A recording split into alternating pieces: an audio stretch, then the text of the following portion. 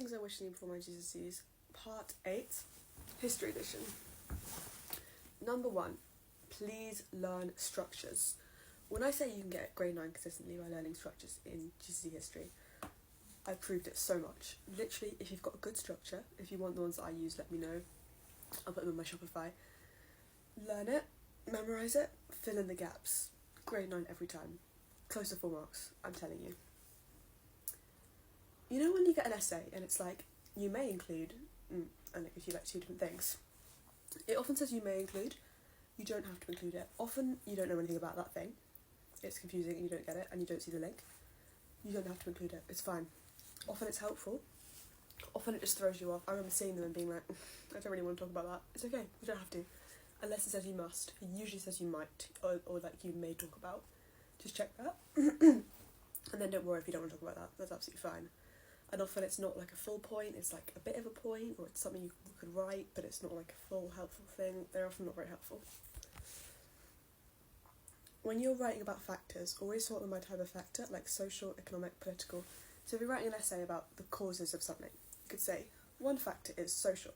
For example, blah, blah, blah. Another factor is political. This just really helps you go up the grade boundaries. They really like this when you sort by economic, political, that sort of thing. Good for history. A grade 9 answer will need nuance, and one way you can achieve this is with counterclaims. So in your big essays, at the end of a paragraph, you could disagree with yourself and say, however, there is evidence to disprove this theory in this paragraph, and state it. So if you'd said, this shows that something, you could say, however, another interpretation is like this. Really good. I use them all the time. I did one per essay, for sure, for the big essays.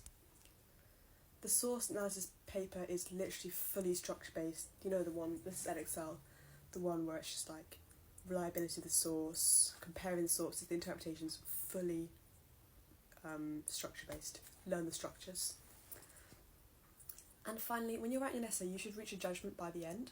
Whether this is about factors or consequences, you should be able to talk about the different factors together and say, while this was important, I think this is the most important and why. And you can use your counterclaims as well. I would do this at the end of the paragraph as well. Say if I was writing about consequences, at the end of the paragraph about the first consequence, I'd say, this is the most important consequence because, and then in the conclusion, make sure you reach a judgment. To what extent do you agree? Consequences, most important, just reach a judgment by the end.